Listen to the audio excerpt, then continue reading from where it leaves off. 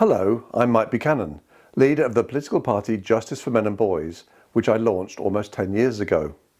It was then, and remains to this day, the only political party in the English-speaking world campaigning for the human rights of men and boys on many fronts. I'm talking to you today from my study at Buchanan Castle, my home near Loch Lomond in Scotland. I've had the castle renovated over the past 10 years with the proceeds of my international bestsellers. I'd like to wish Happy International Men's Day to Derek Gegner and everyone connected with the Twin Cities Men's Centre in Minneapolis. The centre was launched in 1973, almost 50 years ago, and from their website I see they've set up a support group for male victims of domestic abuse. I wish the centre and the group well. Civilization wouldn't exist without the contributions and sacrifices of countless men historically and up to the present day.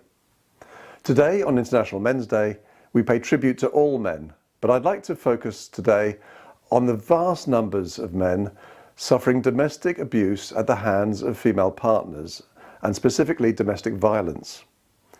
Many of these men remain with their partners to protect their children from further abuse and because of their lack of options. Feminists have ensured that virtually all resources for victims of domestic violence go to feminists who don't give a damn about female perpetrators or the men and children who suffer at their hands. Public misunderstanding about the nature of intimate partner violence, IPV, is rife. The first of many feminist claims that is demonstrably a lie is that the vast majority of victims of IPV are women and the vast majority of perpetrators men. This is one of many excuses given for denying men support. But even if men were the minority of victims, how would that justify denying them the support? The same feminists who deny support for men aren't demanding that support is denied to black female victims, surely a far smaller number than male victims. William Collins covered IPV at length in his amazing book, The Empathy Gap: Male Disadvantages and the Mechanisms of Their Neglect. The ebook retails for a very affordable price. Collins references a review published in the journal Partner Abuse in 2013, the Partner Abuse State of Knowledge Project, or PASC-13. It's the most comprehensive review of IPV research ever carried out. Here are a couple of extracts.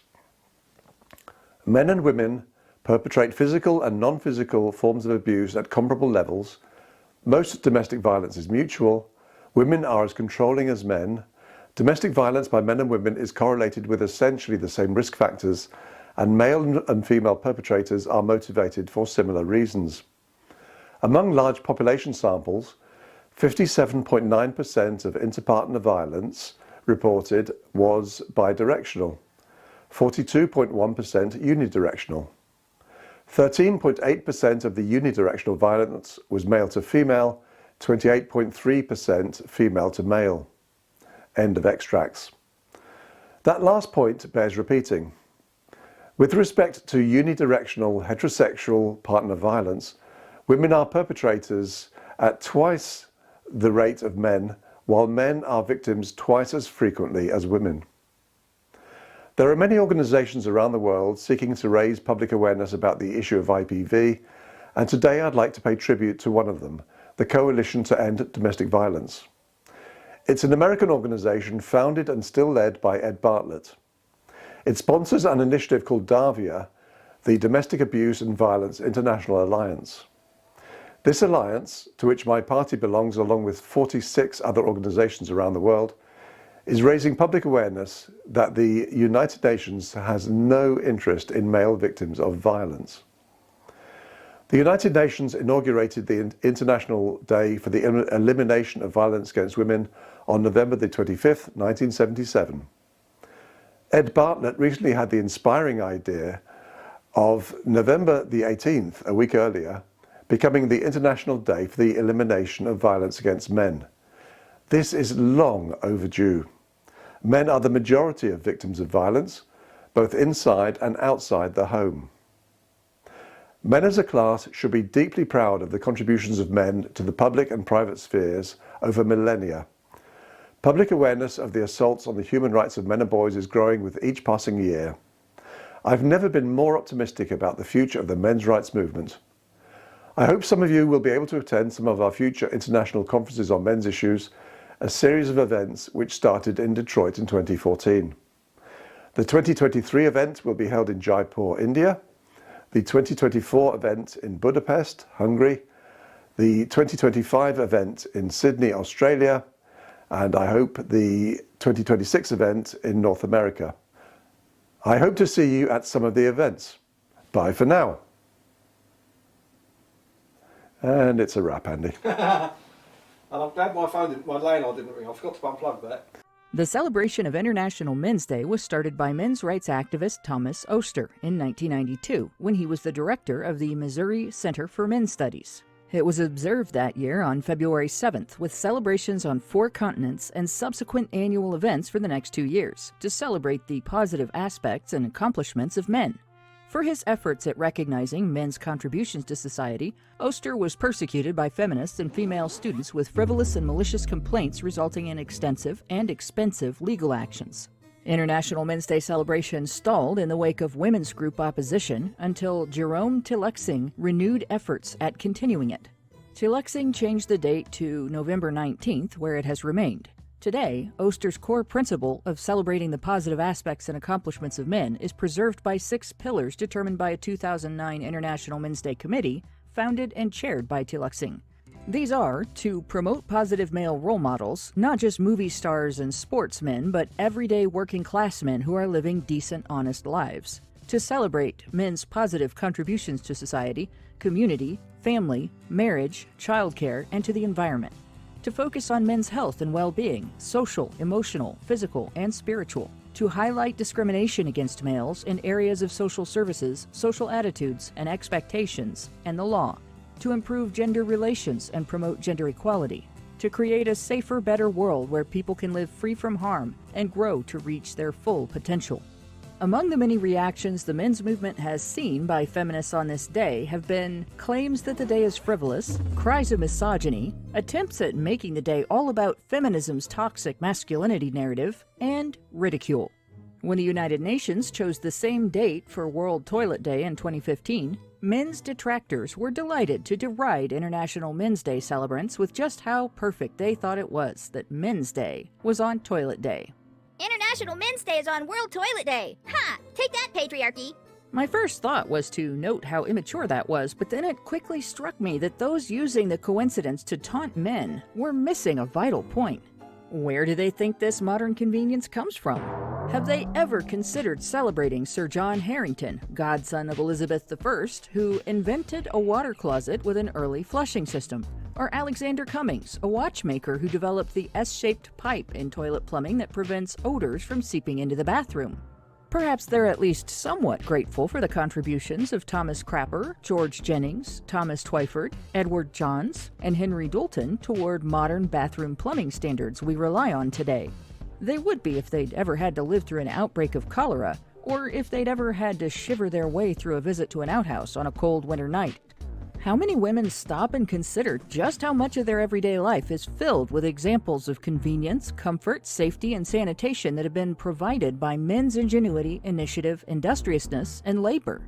From the construction of the building you live in to the utilities used to provide you with a temperate living environment, lights, power for your appliances and electronic devices, and water, to the furniture you relax on, there is nothing you own that has not been touched by the positive qualities and benevolent efforts of men.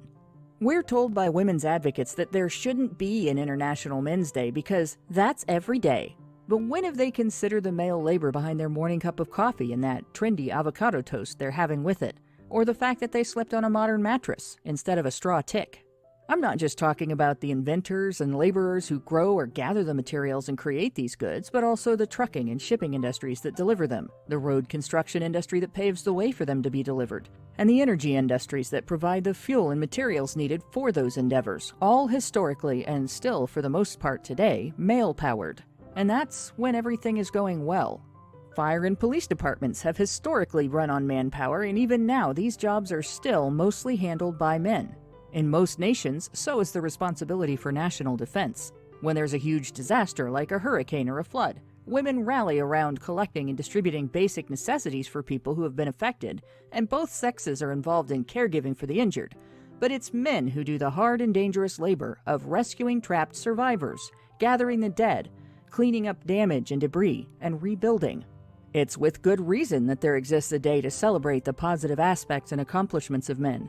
Our civilization lives on men's labor and men's risk-taking, men's reliability, and men's love for their fellow human being.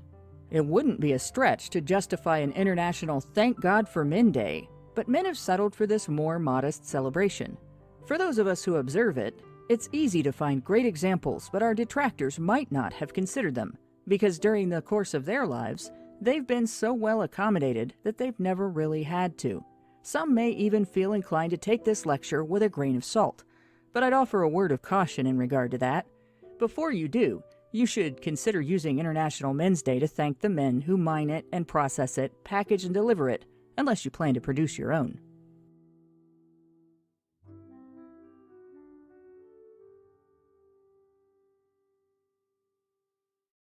Happy International Men's Day, everyone. My name's Svoboda.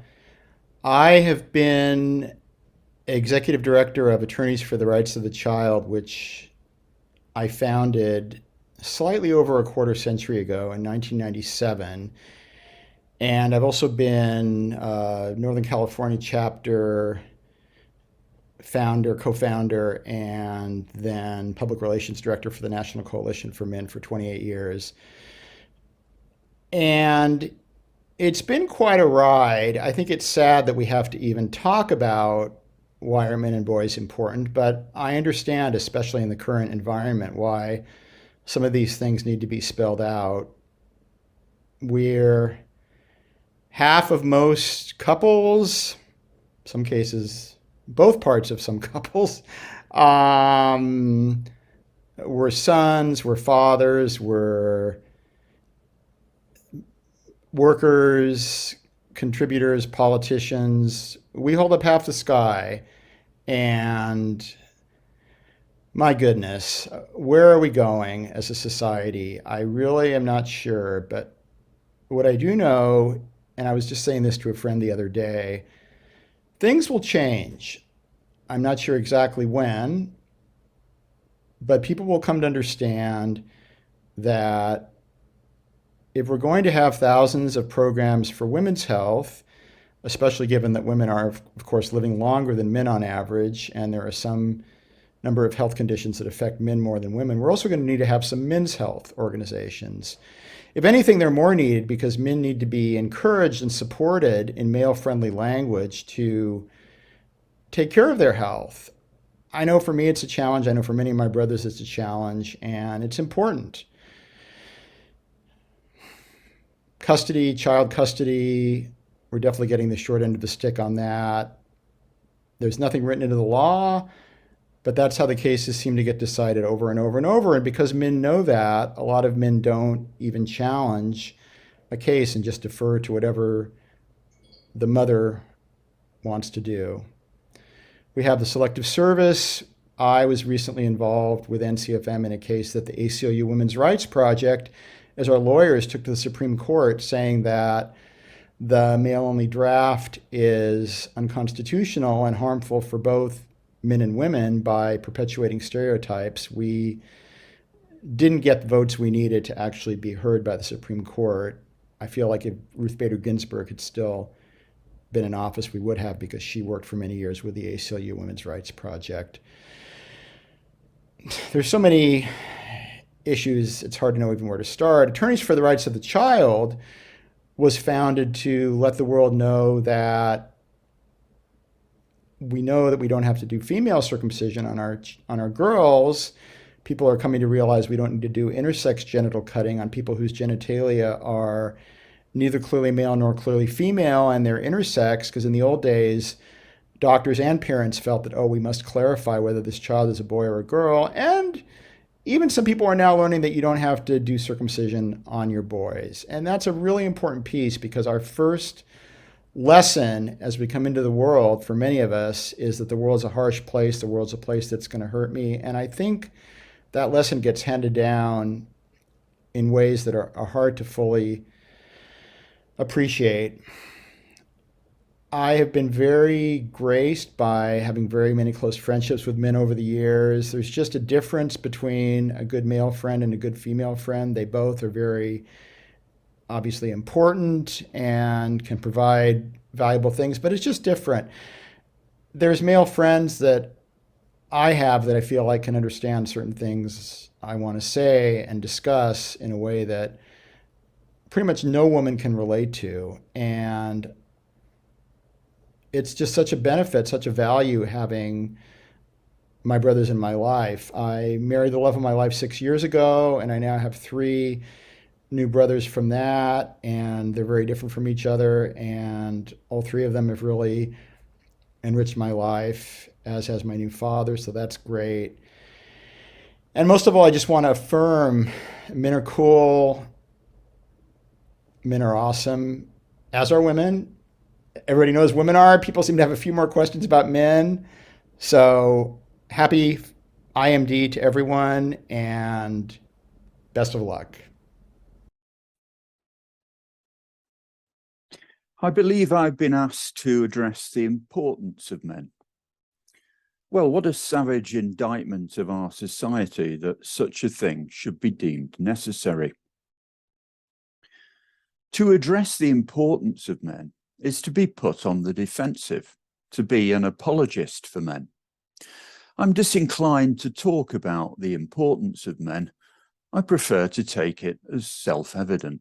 I shall talk instead about what's important to men, or to be more precise, what should be important to men.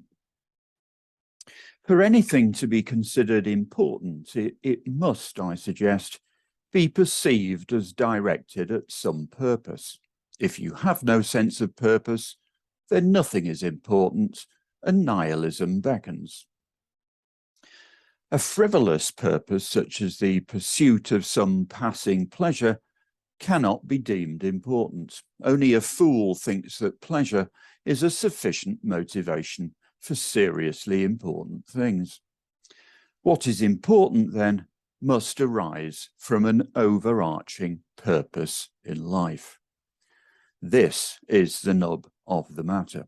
A purpose void is what now greets boys in their emergence into manhood in this degraded Western society. I've written and spoken a great deal about the male disadvantages. They're very real, but they're not the cause of the problem.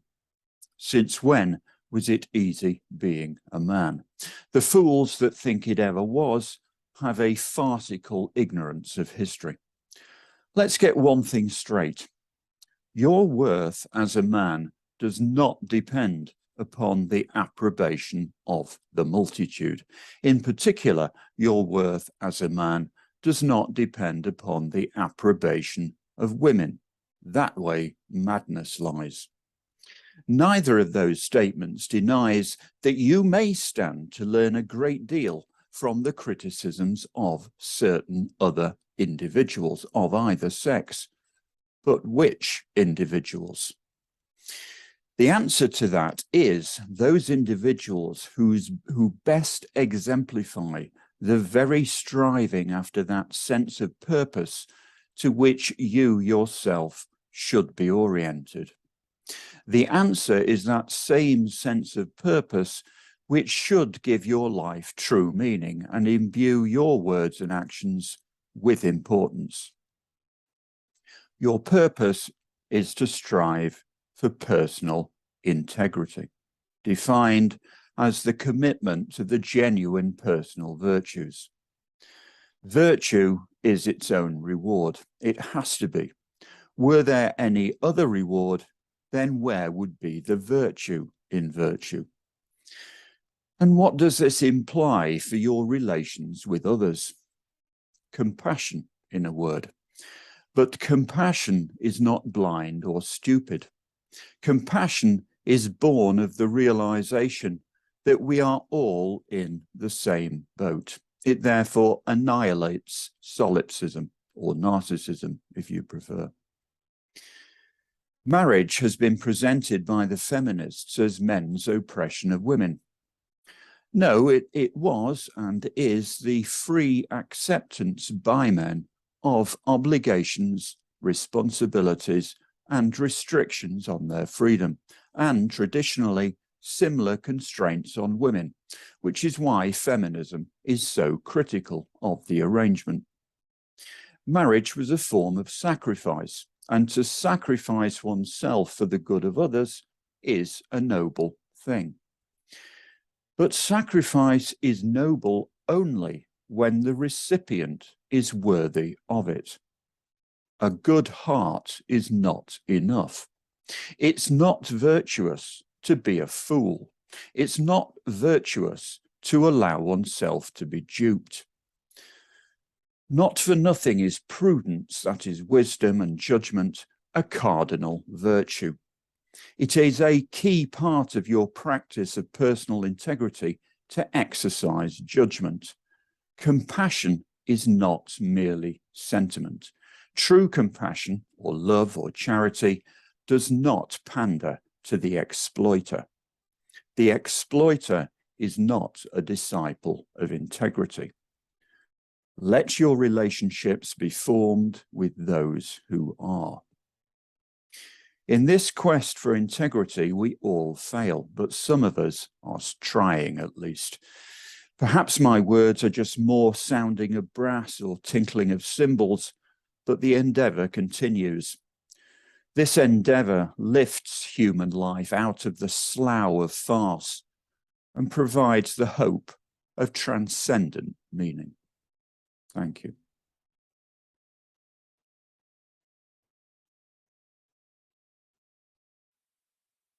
The word privilege is everywhere, and like lipstick on a gladiator, it is not being used for its intended purpose. One of those uses is to discredit people today for something their ancestors might have done in the past. But who are those ancestors? Some of them for sure led privileged lives, but not all of them. In fact, not most of them. One group of young men that would have something to say about privilege died together in a fire. They were Irishmen working far from home in the potato fields of Scotland. The year was 1937, and they had gone, like many others before them, to Kirkintilloch, not to mine for gold, but to dig potatoes for pennies. There were 10 of them sleeping in a hut used to keep animals. When a fire broke out, they couldn't escape and couldn't be rescued because the door of the hut had been locked and the foreman who had the key was not there. Those young men came from a very small island called Achill, situated off the west coast of Ireland. So the loss of 10 sons had an especially harsh effect in their community. Some of them were brothers. The Mangan family lost 3 sons. The McLaughlin family lost 2 sons. And the Kilban family also lost 2 sons. The youngest of the group was 13 and the oldest was 23. The bodies were so badly burnt that only one of the 10 could be identified, so the coffins were returned without names. There was another building close to the hut that was also used for accommodation, but it was a real cottage intended for human habitation, and was therefore kept for female workers. The privilege enjoyed by the women who were there that night worked to their advantage on this occasion, but there was another tragedy in which the same privilege had the opposite effect. It happened 43 years before Kirkintilloch, at the place where migrant farm workers boarded boats leaving the west coast of Ireland on that same journey. They started out on a sailing ship when the only protection from rain and wind was below deck, so that was where the women were when the ship overturned, which meant that the men on deck were thrown out in the water while the women were trapped in the boat as it sank. Most of the 32 people who died in that tragedy were women. Hardship and tragedy played tag with the lives of those people. If not one, then the other. They lived in a time when a woman would put extra food on her man's plate, not because he was oppressing her, but because she needed him to be fit for work and steady on his feet. We only remember the big events, that is, for those who bother to remember at all. But we spare no thought for the lonely dead who are buried in graves of convenience, nor do we spare a thought for what those men and women would say about privilege. Of course it is true that privilege exists, but it is also true that those who enjoy privilege want to create the belief that privilege is allocated along lines of gender and race, when in actual fact it is allocated along lines of class. The only surprise about the theory of privilege, therefore, is that so many people should have succumbed so easily to the sweet excuses it offers. If the potato pickers of Kirkintilloch were alive today, they would have to endure the judgment of people who know nothing about hardship, but who would condemn them as being privileged. What better way to divide a people and to distract attention from the place where privilege really resides? So the word privilege has become a targeted missile used by an army of petty drones waging an unjust war, the only real winners of that war being those who secretly play both sides. Since this short video is made to celebrate International Men's Day, I ask on their behalf, remember the potato pickers of Kirkintilloch, and the next time you hear people smear men with insulting theories of privilege and toxic masculinity, ask them if the men of Kirkintilloch deserve to be remembered.